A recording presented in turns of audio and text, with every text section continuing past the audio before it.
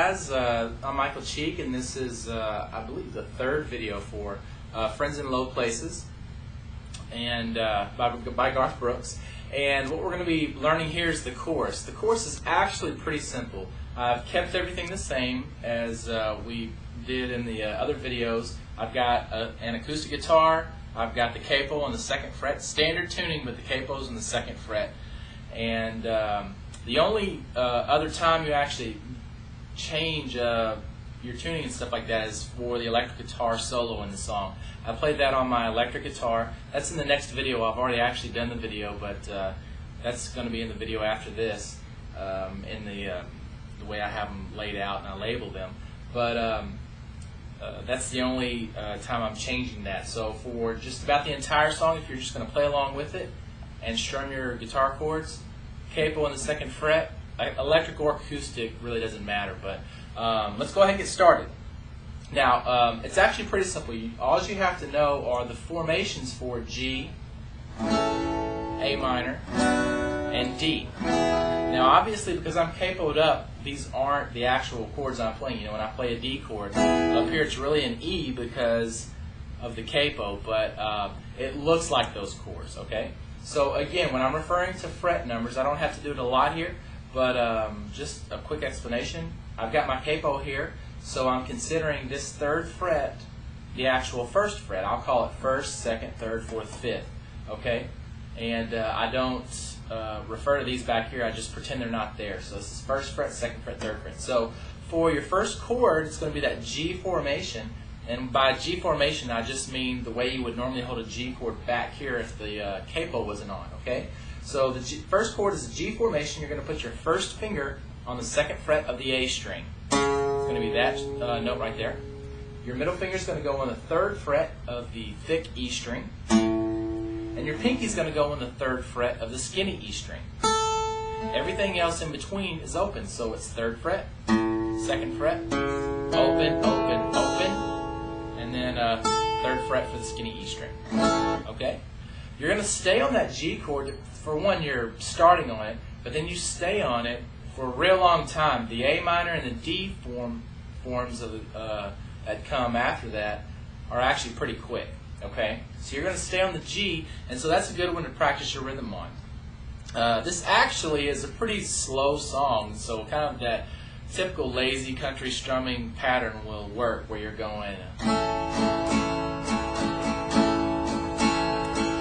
You may change it up a little bit as the lyrics kind of pull you that direction, but for the most part, that'll work. And the only time I really change it is up into the lyrics when he says, "Go into the Oasis." I strum it one time there, and then I go to my A minor and start my rhythm again.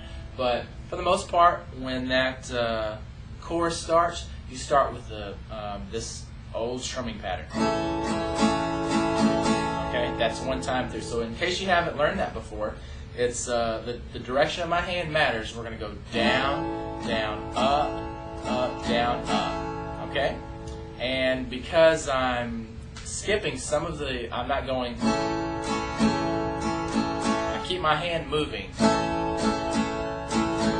Because I don't strum on some of those passes of my hand, it puts a natural pause in there and creates the rhythm that we're looking for. So it's down, down, up, down, up. Okay? And so while you're on that G chord, you just keep doing that. You know, just I got friends in low places.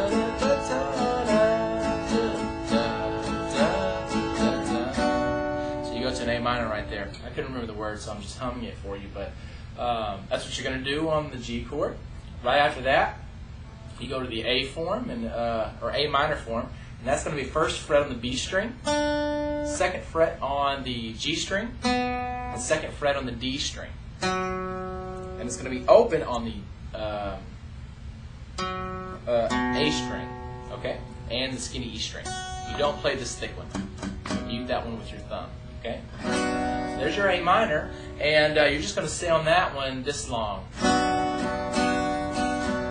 One time through the strumming pattern. Then you go to the D formation. 1, one time through the strumming pattern. Now the D formation is 2nd fret with your middle finger on the skinny E string, 3rd fret on the B string with your 3rd finger, and 2nd fret on the G string with your 1st finger. And then open on the D and the A. Again, mute the thick E string. Okay? So you stay on that D formation just one time through the strumming pattern. Okay? So it's I got friends in places where whiskey runs and chases my blues away. I'll be okay.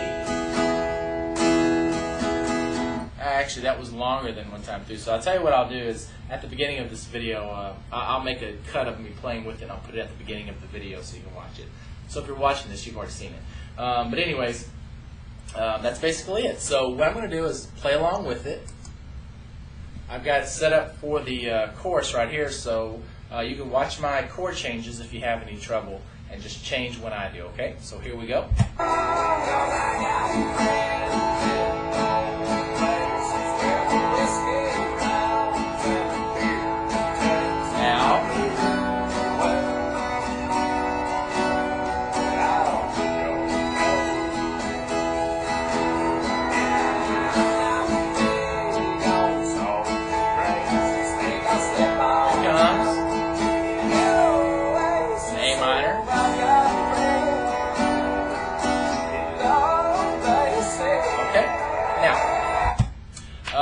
So it actually changes a little bit.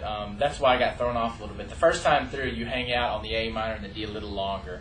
And then after that, it's just one strumming pattern per chord on the A minor and D formations.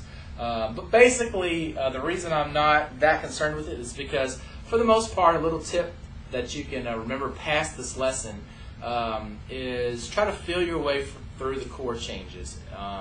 You don't necessarily want to count strumming patterns or strums or anything like that, because it's really mechanical. You want it to become more organic than that. You want to feel your way through the chord changes and just know when they're coming up by, just the feeling of it. You can feel them coming. That's the best way I have to describe it. And you'll be much more successful, and you'll sound better that way. And you don't have to concentrate as hard when you're just feeling your way through the music. So.